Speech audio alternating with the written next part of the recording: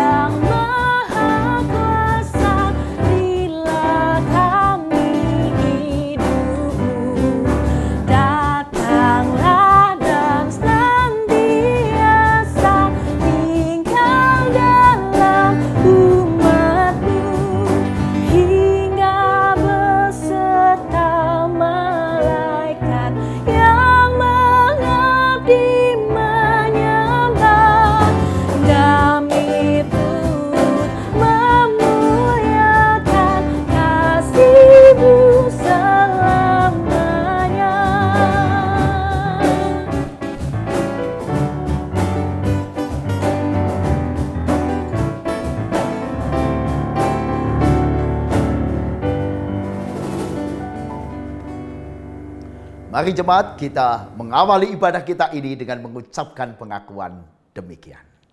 Pertolongan kita adalah di dalam nama Tuhan yang menjadikan langit dan bumi, yang kasih setianya tetap untuk selama-lamanya, yang memelihara umat manusia di tengah pergumulan dan goncangan kehidupan.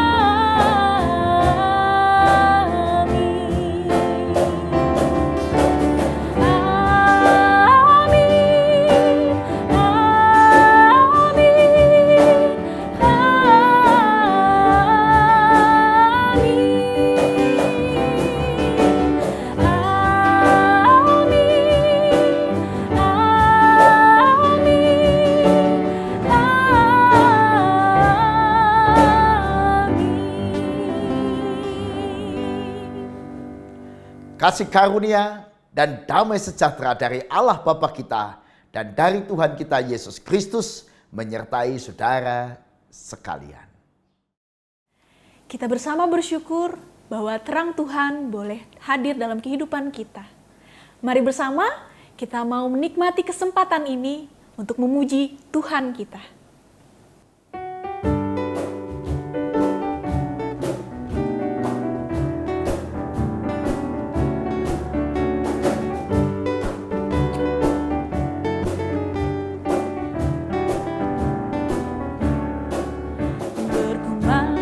Suara dari seberang, kirimlah cahayamu.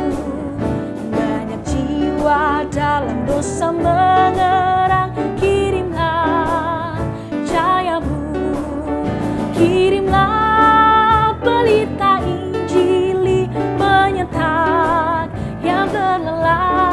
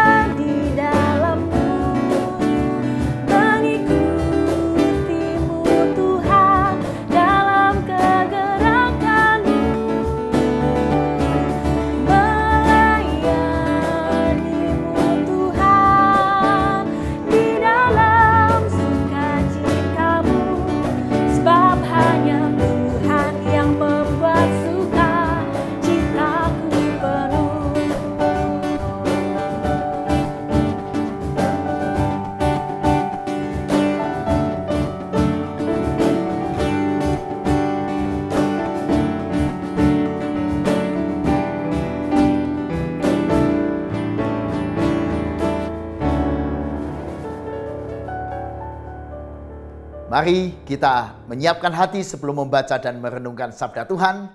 Mari kita berdoa. Ya Tuhan, kami bersyukur di tengah kehidupan kami boleh selalu meminta pertolongan Tuhan, mengandalkan Tuhan dalam segala perkara. Karena itu saat ini pun kami ingin menyerahkan kehidupan kami di dalam tangan Tuhan. Pimpinlah kehidupan kami Tuhan. Ampunilah ya Tuhan segala dosa dan kelemahan kami.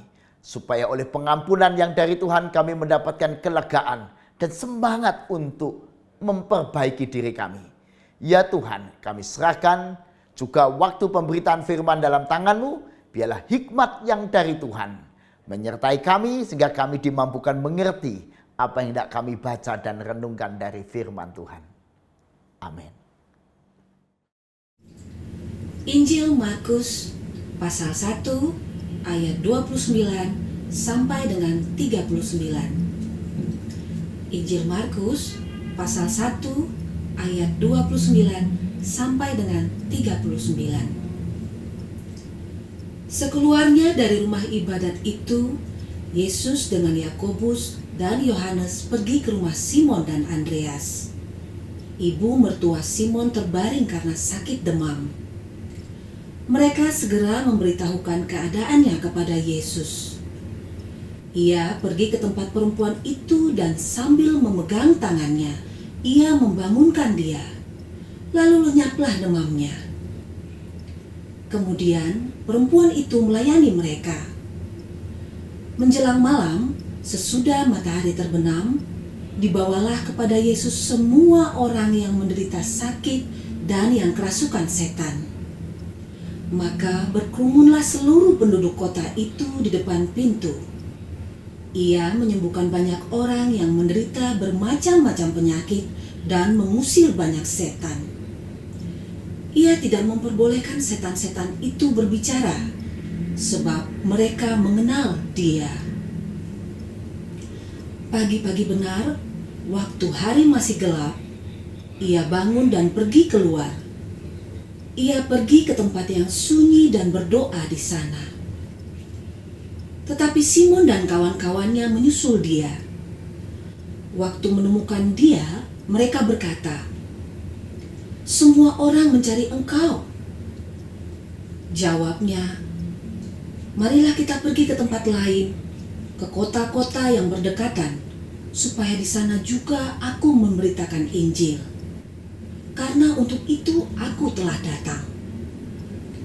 Lalu pergilah ia ke seluruh Galilea dan memberitakan Injil dalam rumah-rumah ibadat mereka dan mengusir setan-setan.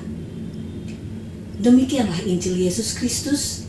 Berbahagialah setiap orang yang menerima berita Injil, menyimpan dalam hati, dan menerapkannya dalam hidup setiap hari. Haleluya. Shalom anak-anakku semua dan seluruh keluarga yang berbahagia. Mari kita menyanyi dulu ya sebelum kita melanjutkan merenungkan firman Tuhan. Mari kita nyanyi Jalan Serta Yesus. Semua anak-anak pasti tahu kan lagunya? Yuk mari kita nyanyi. Jalan serta Yesus, jalan sertanya setiap hari. Jalan serta Yesus, serta Yesus selamanya. Jalan dalam suka, jalan dalam duka, jalan sertanya setiap hari. Jalan serta Yesus, serta Yesus selamanya. Pencipta lagu ini walaupun kita tidak tahu siapa, tetapi seorang pencipta yang luar biasa. Karena menciptakan sebuah lagu yang menginspirasi kita, yang mengajak kita untuk berjalan bersama dengan Tuhan. Ada pengajaran, ada keyakinan yang kokoh. Asal ada bersama Yesus, tidak takut menghadapi segala tantangan, suka, duka, menghadapi segala situasi kehidupan. Kenapa tidak takut? Karena bersama Yesus kita kuat. Sudah dikasih Tuhan, kalau kita membaca Markus 1 ayat 29 sampai 39, kita menjadi lebih jelas mengapa kita berjalan bersama Yesus, kita gembira, kita kuat, kita tegar menghadapi segala rintangan. Karena kalau Yesus hadir, dia selalu menjadi jawaban dari semua pergumulan yang nyata. Di dalam teks kita Markus 1 ayat 29 sampai 39, paling tidak ada 3 kali bagian yang menunjukkan karya-karya kehadiran Yesus. Yang pertama di ayat 30 sampai 31, di mana ibu mertua Simon sakit demam dan oleh Yesus disembuhkan. Yang kedua saudara, di ayat 32 sampai 34, banyak orang datang kepada Yesus. Pada malam itu, semua orang yang menderita sakit dan yang kerasukan setan. Dan Yesus menyembuhkan mereka yang sakit dan yang dirasuk setan itu. Dan nanti di bagian ayat yang ke-39 juga diungkapkan di seluruh Galilea ia memberitakan Injil di rumah-rumah ibadat mereka dan mengusir setan-setan. Saudara dikasih Tuhan, ketika Yesus hadir, persoalan yang sedang terjadi diselesaikannya. Atau yang mau saya katakan adalah, mari kita belajar percaya bahwa kalau Yesus hadir, selalu menjadi kabar baik kehadirannya. Karena campur tangannya menyelesaikan persoalan. Pertanyaan saya, apakah saudara dan saya mau menjadi pengikut Yesus yang sedemikian? Yang kehadiran kita menjadi kabar baik. Yang kehadiran kita membuat sebuah persoalan ada yang memperjuangkan untuk selesai. Contoh, ada persoalan rumah tangga. Suami dan istri ada miskomunikasi. Seringkali suami dan istri juga ada beda pendapat. Kadang-kadang bahkan lebih tajam lagi, suami dan istri kadang-kadang berseberangan situasi. Pertanyaannya, siapa yang menjadi solusi? Siapa yang menjadi bagian dari solusi? Atau bagian yang tidak mau berubah, tidak mau menyelesaikan masalah, yang pokoknya saya seperti ini. Nah, sudah dikasih Tuhan, kalau saudara dan saya mengaku sebagai pengikut Yesus, mari kita menjadi seperti Kristus. Kehadiran kita menjadi kabar baik, yaitu ada persoalan, hadir untuk menjadi bagian dari solusi. Menjadi bagian yang memecahkan persoalan, memecahkan kebuntuan persoalan dengan apa yang kita bisa. Dan karena Yesus penuh kuasa, yang sakit sembuh, yang dikuasai oleh roh jahat dibebaskan. Saudara, saya juga diberi kuasa-kuasa. Pikiran kita, hidup kita, mulut kita, seluruh diri kita bisa menjadi alat Tuhan, menjadi solusi dari persoalan-persoalan. Nah, apalagi dalam tema kita ini kita hendak bicara tentang goncangan ekonomi yang dialami oleh banyak orang, terutama di masa pandemi ini. Mental seorang Kristen, saudara, sebagai pengikut Yesus tidak takut menghadapi realita, tidak takut menghadapi goncangan, punya mental pejuang seperti Yesus. Karena apa? Karena selalu mau menjadi kabar baik di tengah situasi kehidupan. Pertanyaannya, kalau ekonomi keluarga saudara sedang tergoncang, apakah Anda bagian dari solusi? Atau kita hanya suka mengeluh? Atau kita lalu sudah putus asa? Mari saudara kita hadir sebagai pengikut Yesus dengan percaya Tuhan menyertai kita. Jalan beserta Yesus membawa kabar baik, menjadikan diri kita sendiri, usaha kita sendiri menjadi kabar baik bagi persoalan yang dihadapi. Memang hidup ini seperti menaiki anak tangga. Harus dilalui step by step, harus dijalani. Betapapun beratnya setiap anak tangga, betapapun susahnya harus dijalani. Seperti anak-anak kita yang studi atau sekolah. Mau tidak mau harus melalui kelas TK, kelas 1 SD, 2, 3, 4, 5, 6. Mau tidak mau harus naik ke kelas 7, 8, 9 atau SMP. Mau tidak mau harus naik ke sekolah menengah kelas 10, 11, 12. Mau tidak mau menghadapi ujian-ujian dan terus. Kalau mau perguruan tinggi harus hadapi semester demi semester. Setiap tahap kesulitannya, beban beratnya, tugasnya, ujiannya harus dihadapi. Demikianlah dengan kehidupan ini. Kehidupan ini harus dihadapi step by step. Kita ingin menyelesaikan persoalan ekonomi rumah tangga kita, nggak bisa melompat. Kita harus kerjakan step by step proses untuk bekerja, untuk memperoleh pertambahan ekonomi. Kita mau menyembuhkan ketika kita sakit, juga harus dijalani step by step. Ke dokter, minum obat, prosesnya harus dijalani. Apalagi mereka yang sedang terpapar COVID-19. Dia harus menjalani hari-hari yang berat. Betapapun beratnya harus dihadapi. Tetapi berita bagusnya, berita indahnya adalah Yesus ada di sana. Di tengah perjuangan kita. Di setiap anak tangga kesulitan yang kita hadapi. Ada Yesus menyertai saudara. Seperti gambar yang saya tunjukkan. Yesus menarik kita makin tinggi ke atas. Kita tidak dibiarkan berjuang sendiri. Beban kita menjadi ringan ketika kita terikat dengan iman kita kepada Yesus. Karena dia selalu menyertai kita. Nah, karena itu sudah dikasih Tuhan. Mari. Tidak takut menghadapi tantangan. Sebaliknya, mari kita belajar dari semangat hidup Yesus. Semangat kerja Yesus. Bagaimana Yesus memanage waktunya. Dan mengisi waktunya secara optimal. Untuk melakukan hal-hal yang berguna dan bermanfaat. Pagi-pagi benar di dalam teks kita. Ayat 35. Pagi-pagi benar waktu hari masih gelap ia bangun dan pergi keluar. Ia pergi ke tempat yang sunyi dan berdoa. Dia mulai aktivitasnya dengan doa, saudara. Karena doa memang adalah energi buat kita untuk berjuang sepanjang hari. Seperti Yesus memulai harinya dengan menjalin relasi yang akrab dengan Bapanya. Dalam relasi yang akrab itulah kekuatannya, energi hidupnya. Maka tidak heran setelah itu pagi, siang, sore, malam. Dia siap untuk melakukan pekerjaan pelayanannya. Dia siap untuk melayani dunia. Bahkan dia siap nanti memikul salibnya, mati di kayu salib.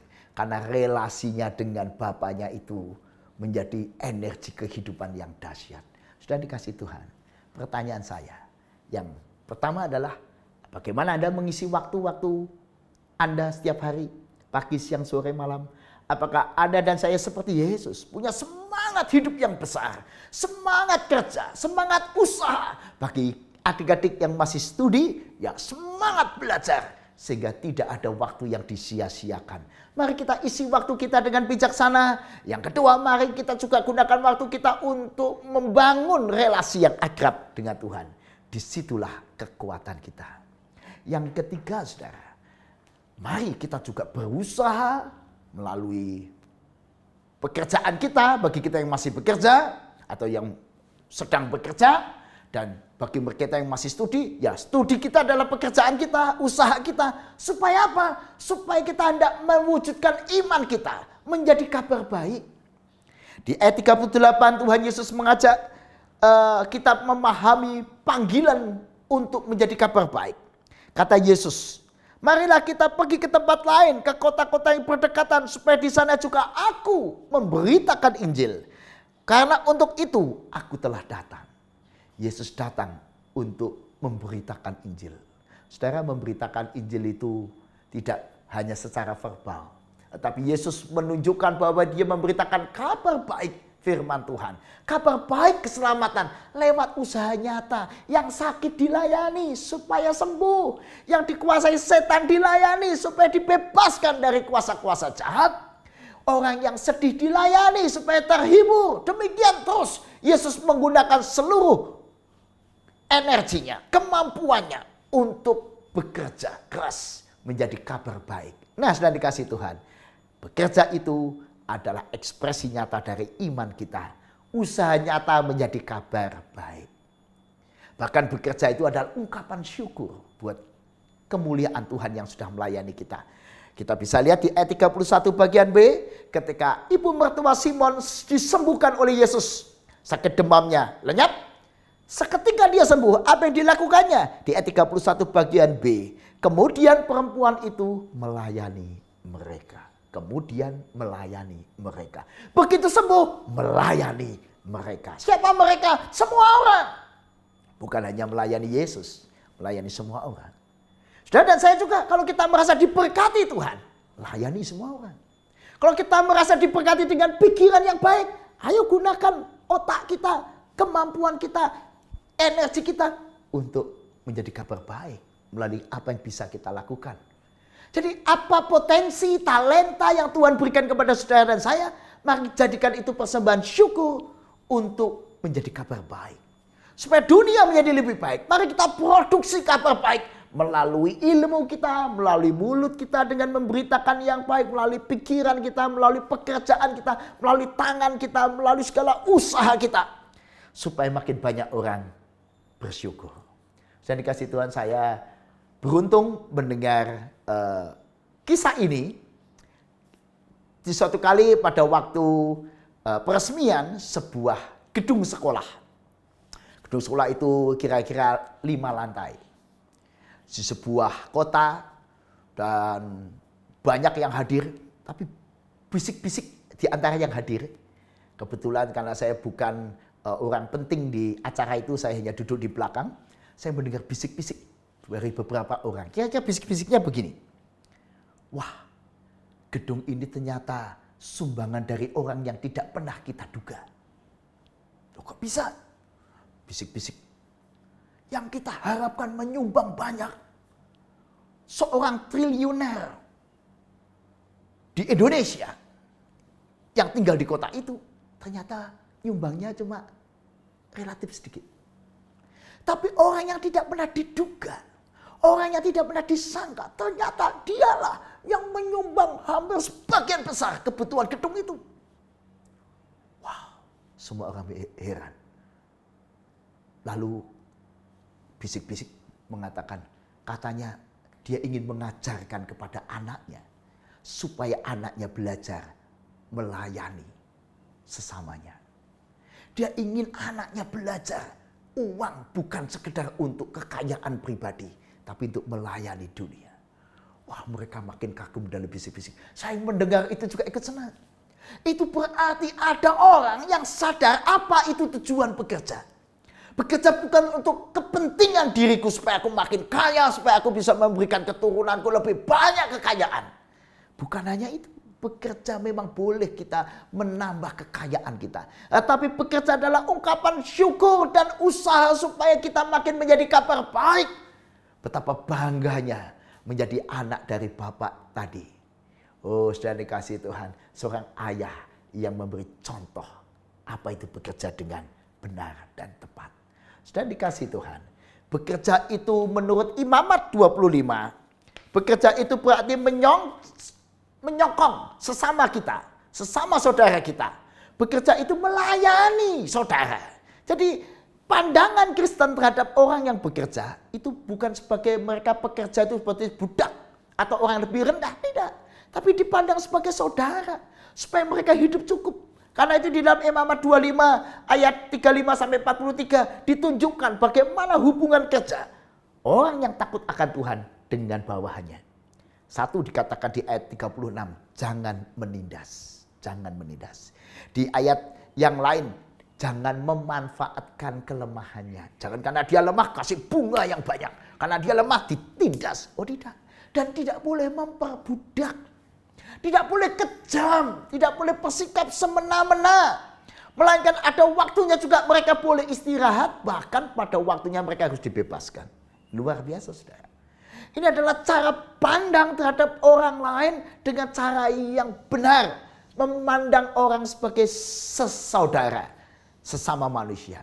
Saudara, memang rasa syukur dan takut akan Tuhan akan menghasilkan semangat menjadi kabar baik.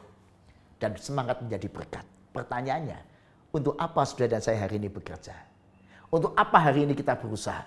Untuk apa kita hari ini belajar buat adik-adikku sekalian? Buat apa belajar? Untuk semakin menjadi kabar baik. Semakin menjadi berkat. Nah, itulah mengapa kita bekerja. Jangan seperti dunia ini. Mereka lagunya, apa yang dicari orang uang. Apa yang dicari orang siang, malam, pagi, petang, uang, uang, uang. Wah, setiap hari cari uang, menambah materi. Itu bukan tujuan bekerja yang Tuhan inginkan. Apa yang dicari orang Kristen, orang percaya ketika dia bekerja, ketika dia belajar, ketika dia hidup. Apa yang dicari orang Tuhan, Tuhan, Tuhan yang dicari orang beriman. Tuhan, Tuhan, Tuhan. Kenapa yang cari Tuhan? Sebab Tuhanlah sumber rezeki, pemberi kehidupan. Dan Tuhanlah teladan kita bahwa bekerja untuk menjadi kabar baik. Nah, bersama Yesus kita menghadapi berbagai macam goncangan kehidupan dan goncangan ekonomi. Tapi jangan takut. Mari kita justru bersama Yesus berjuang seperti para ibu-ibu. Di masa-masa pandemi ini ibu-ibu harus kita acungi jempol luar biasa. Karena mereka satu, mengolah ekonomi rumah tangga yang makin sulit. Mungkin penghasilan keluarga makin kurang. Ya kalau kurang 10% mungkin masih bisa diatur. Kalau kurangnya cukup banyak. Padahal pengeluaran biasanya semacam ini tidak berkurang. Ibu-ibu harus berpikir dengan cerdas bagaimana mengelola ekonomi rumah tangganya supaya tetap jalan walaupun penerimaan keluarga turun, bahkan mungkin sangat terbatas. Hebat ibu-ibu mengelola ekonomi. Yang kedua sudah dikasih Tuhan, ibu-ibu juga menjadi ujung tombak di masa-masa seperti ini. Ketika hobi mereka diolah menjadi penerimaan, penghasilan. Ada yang hobi bercocok tanam, melalui cocok tanam, difoto, diupload, wah dijual, wah luar biasa. Saya mendengar beberapa kejadian seperti itu. Ada ibu yang suka membuat rujak, biasanya dia hobi makan rujak, tapi di masa pandemi ini dia membuat rujak dan dia jual. Wah luar biasa, ini ekonomi kreatif. Semangat menjadi kabar baik buat keluarganya. Ada ibu-ibu yang menggunakan hobinya membuat roti, masakan, bahkan ada yang hobi merangkai bunga, membuat hasta karya, semuanya. Upaya yang luar biasa menjadi kabar baik buat suaminya, buat istri, buat keluarganya. Nah sudah dikasih Tuhan, yang mau saya katakan adalah di masa pandemi ini, ketika goncangan ekonomi luar biasa kita hadapi, dan goncangan-goncangan lain dalam kehidupan kita, mari kita menjadi kabar baik. Jadilah seorang suami yang adalah kabar baik buat istri. Jadilah istri yang adalah kabar baik buat suami. Dengan membuat suasana rumah tangga menjadi menyenangkan. Sehingga ketika suami harus berjuang mencari sesuap nasi, harus bekerja, mereka bekerja dengan gembira. Di masa pandemi ini, mestinya suami dan istri makin kompak, bersinergi dalam melakukan banyak hal. Supaya ekonomi rumah tangga dan kehidupan rumah tangga tetap kuat, tetap baik, dan berjalan dengan baik. Saudara kasih Tuhan, kalau hubungan orang tua, suami dan istri itu akrab, harmonis, mesra, anak-anaknya juga akan mengalami kabar baik. Mereka akan bersemangat juga dalam segala hal. Karena itu mari sudah dikasih Tuhan, kita masing-masing menjadi kabar baik satu sama lain. Menjaga perasaan mereka, sehingga semua orang bersemangat di rumah kita, semangat berusaha. Anak-anak semangat belajar walaupun pandemi ini harus studi jarak jauh. Mereka bersemangat. Dan dikasih Tuhan, saya terkesan dengan dua kata-kata bijak yang dikatakan oleh Albert Einstein. Albert Einstein mengatakan kalimat bijak yang pertama adalah, kehidupan ini seperti naik sepeda. Untuk membuatmu tetap seimbang dan tidak jatuh, apa yang harus dilakukan? Kalau sepeda tidak mau jatuh dan tetap seimbang, hanya satu cara, tetap maju. Gua harus tetap bergerak maju, kata Einstein. Dan dikasih Tuhan, kita tidak boleh menyerah di tengah situasi pandemi ini. Tidak boleh lalu diam, menyerah, putus asa. Kita akan jatuh seperti orang naik sepeda. Tapi kita harus bergerak maju. Betapapun pelannya, betapapun beratnya, betapapun susahnya. Tapi ingat, kita walking with Jesus. Kita jalan bersama Yesus, maju terus. Dan yang kedua, Albert Einstein mengatakan demikian. Menjauhlah dari orang-orang yang negatif. Karena mereka selalu punya masalah dan punya alasan untuk setiap solusi.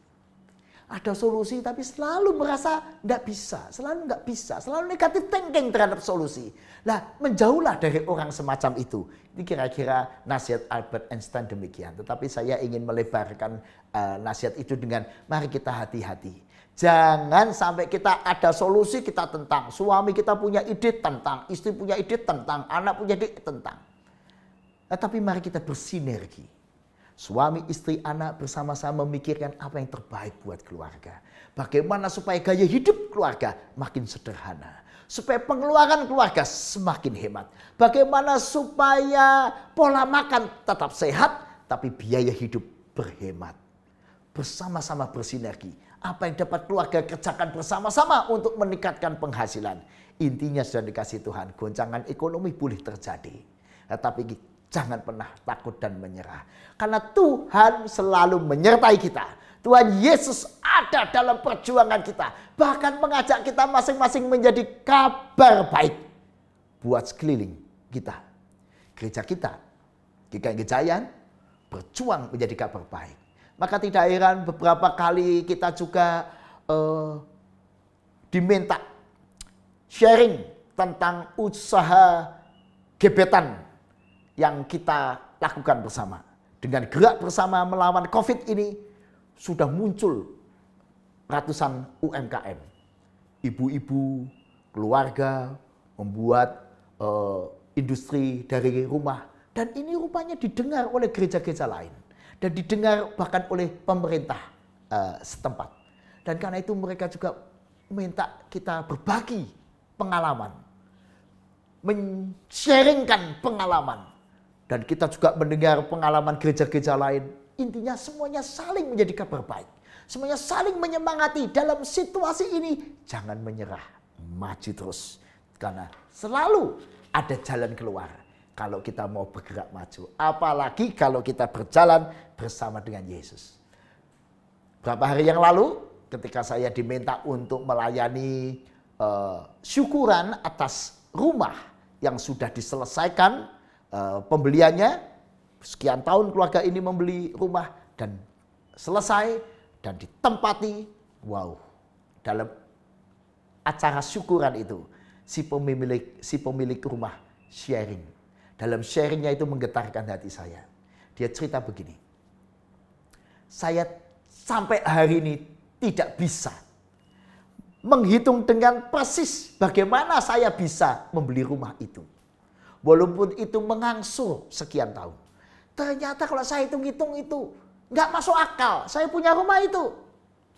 Pengeluaran saya untuk pendidikan anak, untuk kesehatan, untuk asuransi, untuk biaya ini dan itu. Wah, besar sekali. Dan penghasilan saya terbatas. Setiap kali harus mengiur, tiap bulan mencicil rumah itu. Selalu mengalami kesulitan. Tetapi sekian tahun lewat akhirnya lunas juga. Jadi kalau saya mau berhitung-hitung rasanya itu nggak bisa di matematika. Kalau ini penghasilan saya di matematika untuk mendapatkan rumah itu rasanya tidak mungkin. Hanya satu yang mungkin ketika penghasilan saya ditambah dengan anugerah Allah. Karya Allah. Itu menjadi mungkin. Ya itulah yang saya alami. Rumah ini sebenarnya adalah anugerah Allah. Penghasilan saya nggak akan cukup. Tapi anugerah Allah membuat penghasilan yang terbatas itu ditambah-tambah lagi dengan anugerah-anugerah Allah yang lain menjadi luar biasa. Dan saya menerima rumah anugerah Allah. Dan dikasih Tuhan dalam hidup saudara. Selalu kita terbatas. Seberapapun hebatnya saudara bekerja, terbatas. Seberapapun hebatnya kita berusaha selalu terbatas. Mari, satu sisi kita belajar hidup lebih sederhana, gaya hidup lebih hemat. Tapi di sisi lain, mari kita terus mengandalkan Tuhan dalam segala perkara. Sebab matematikanya Tuhan lain dengan matematika kita. Matematika Tuhan selalu luar biasa. Ada banyak karya Allah yang tidak bisa kita pikirkan. Karena itu ada satu lagu saudara yang saya ajak saudara menyanyikannya. Tuhan Yesus setia, Dia sahabat kita. Dalam segala susahku selalu menghiburku. Dia mengerti bahasa tetesan air mata. Waktu badai mengamuk dan gelombang menyerang. Tuhan Yesus setia. Tuhan Yesus setia. Sudah dikasih Tuhan? Ketika engkau merasa sedang mengalami goncangan dan badai dalam hidupmu, andalkan Tuhan. Karena Tuhan Yesus setia. Amin. Mari jemaat, kalau kita meyakini Tuhan Yesus setia dalam segala pergumulan hidup kita, mari kita masuk dalam saat teduh. Mari kita berdoa. Ya Tuhan, di tengah goncangan kehidupan di masa pandemi ini, dan goncangan ekonomi melanda kami tidak mau putus asa, putus harap, karena kami punya Tuhan Yesus yang setia, yang bisa kami andalkan. Karena itu segala persoalan dan goncangan kehidupan kami serahkan dalam tangan kasih Tuhan. Berikan kami Tuhan semangat untuk meneladani seperti Kristus. Justru di masa ini kami boleh menjadi kabar baik. Ketika kami belajar berusaha dan bekerja dengan lebih rajin, ulet, dan kami tahu sumber segala rezeki dan berkat adalah Tuhan. Karena itu ya Tuhan, Engkaulah yang kami cari. Engkaulah andalan kami dalam segala perkara. Kalau boleh ya Tuhan, melalui segala yang kami lakukan ini, yang kami persembahkan buat kemuliaan nama-Mu, boleh ada solusi, jalan keluar, kabar baik buat orang-orang sekeliling kami. Dan nama Tuhan dimuliakan. Amin. Mari jemaat Tuhan, Bapak, Ibu, Saudara, dan adik-adik sekalian di rumah, kita sambut pemberitaan firman Tuhan dengan kita ungkapkan pengakuan iman rasuli kita dengan kita menyanyikan bersama.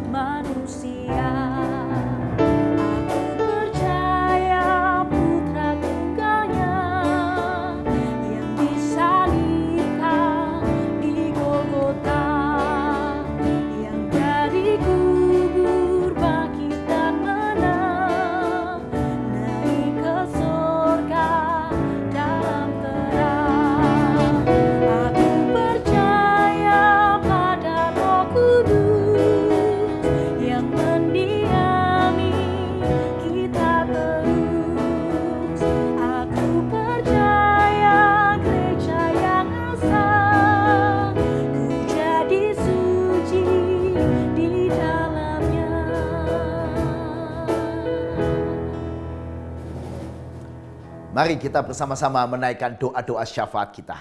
Mari kita berdoa.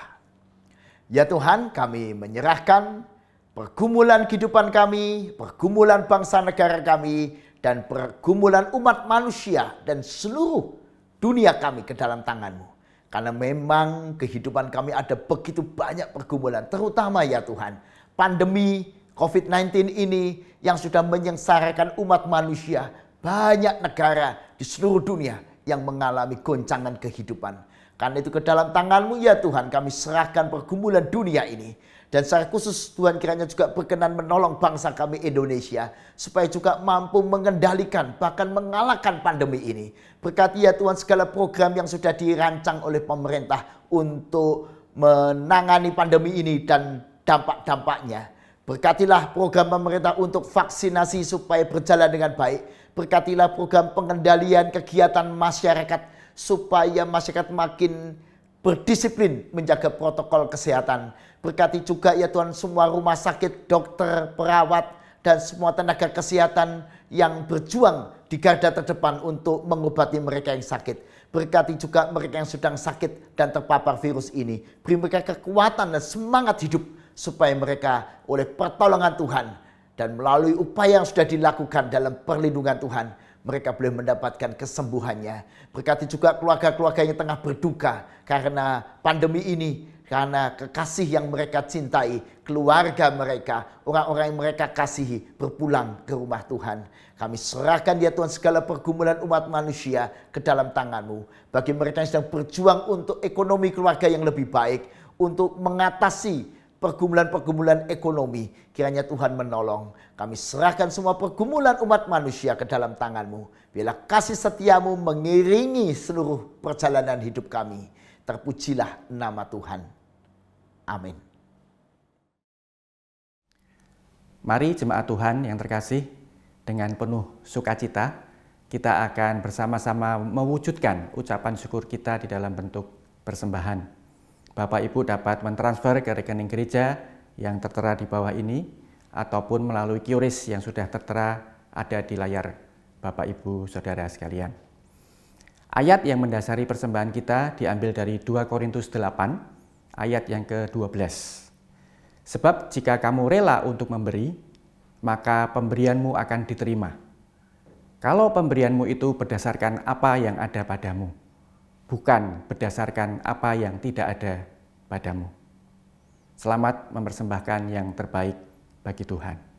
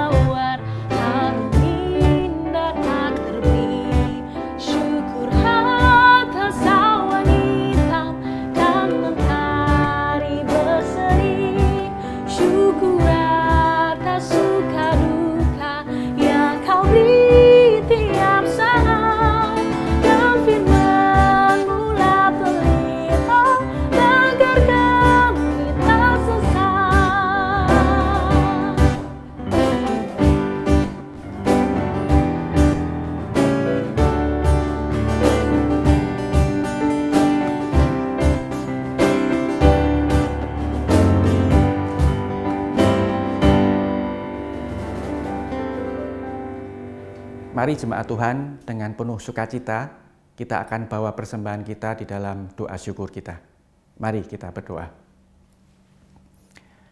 Ya Tuhan Allah Bapa kami yang maha baik, Allah yang senantiasa hadir di dalam kehidupan kami, Allah yang senantiasa memelihara hidup kami hingga saat ini. Kami bersyukur untuk kebaikan, untuk kemurahan Tuhan yang nyata di dalam hidup kami. Kami bersyukur untuk setiap pekerjaan, kami bersyukur untuk setiap pergumulan kami di dalam menjalani hidup kami. Tuhan senantiasa memenuhi segala kebutuhan kami. Untuk itu Tuhan, terimalah ucapan syukur kami, terimalah persembahan kami yang kami naikkan hanya di dalam nama Bapa, Anak, dan Roh Kudus. Amin.